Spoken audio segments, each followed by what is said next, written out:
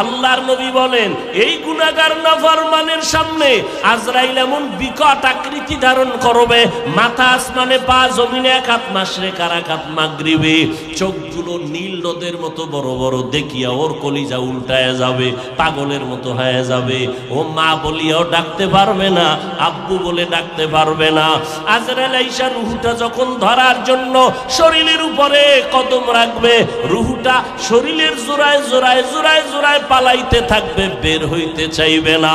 চরমনের জমিনে ঘুমান্ত সৈয়দ ইসহাক রহমাতুল্লাহ আলাইহি বলতেন, লাঠির আগায় আলকাতরা মাখিয়া তুলার মধ্যে বাড়ি দিলে তুলাগুলো যেমন লাঠির মধ্যে চলে আসে, ওরে গুনাহগার জাহান্নামের আসামির যুবক,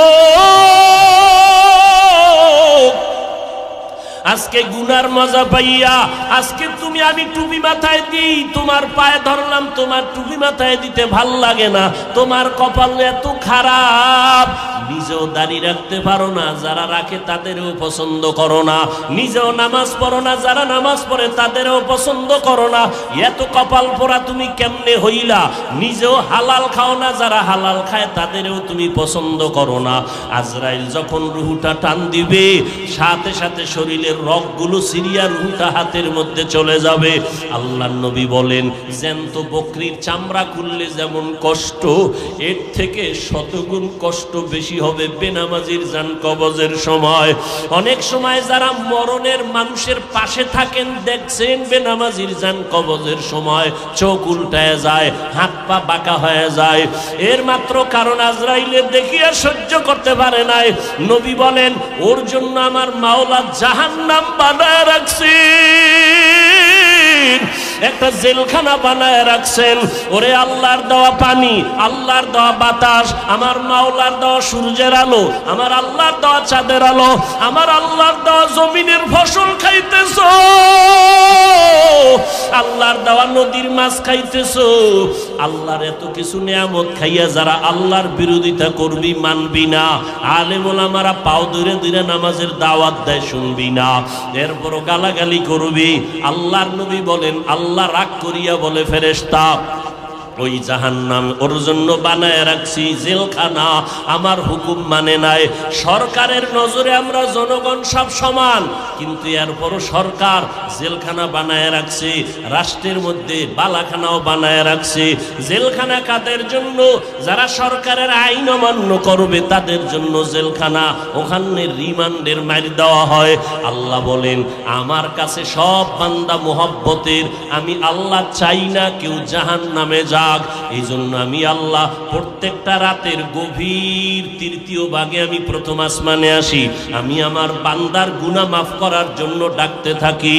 আলা মিন মুস্তাগফিরিন ফাগফির আলা, আলা মিন মুস্তারজিকিন ফারজুকা। আমি আল্লাহ পাক ভোর রাত্রে আসি, প্রতিদিন প্রথম আসমানে আমি হাজির হয়ে যাই, আর আমি ডাকতে থাকি, রে গুনাহগারেরা তোরা কই? ওরে শয়তানের ধোকায় পড়িয়া যারা গুনাহ করেছো, ওরে তোর 30, 40, 50, 70 বছর হায়াতটারে গুনাহে যারা কাটাইছো, শয়তানের ধোকায় নামাজ পড়তে পারো নাই, শয়তানের ওয়াসওয়াসায় গুনাহ করেছো, আমি আল্লাহ হাজির, আমার কাছে উঠি একবার আল্লাহ বলিয়া ডাক দাও। আমি আল্লাহ তোমার গুনাহ মাফ করার জন্য হাজির হয়ে গেলাম। ওরে দুনিয়াতে তোমার অপরাধ যদি একটা হয়, এক ধরনের মামলা, যদি তুমি অপরাধ 2 লাইনে করো, 2 লাইনে 2 ধারায় মামলা, অপরাধ যদি 3 লাইনে করো, 3 ধারায় মামলা, এইভাবে কারো বিরুদ্ধে 10টা মামলা 10 ধারায়, কারো বিরুদ্ধে 30টা মামলা 30 ধারায়। 30 ধারার মামলার জন্য 30 বার হাজিরা দেওয়া লাগে এবং রায় 30 রকম হয়। কিন্তু আমার আল্লাহ বলেন, বান্দা তুই জিনার গুনাহ করছো, ধারা একটা, তুই মা বাবার সাথে বেয়াদবি করছো, ধারা আলাদা, কিন্তু আমার মাওলার কাছে ধারা কিন্তু গণনা নাই। তুই 30 বছর 50 বছর 70 বছর গুনাহ করিয়া পাহাড় বানাইছো, আরে বান্দা তুই যদি মাথা নত করিয়া একবার আমি আল্লাহকে আল্লাহ বলে ডাক দিয়া বলো, হে মালিক, আমার আমল নামায় গুনার গুনাহ, আমার গুনার কারণে হাত না পাক, আমার চোখ না পাক, আমার জিহ্বা না পাক, আমার অন্তর না পাক।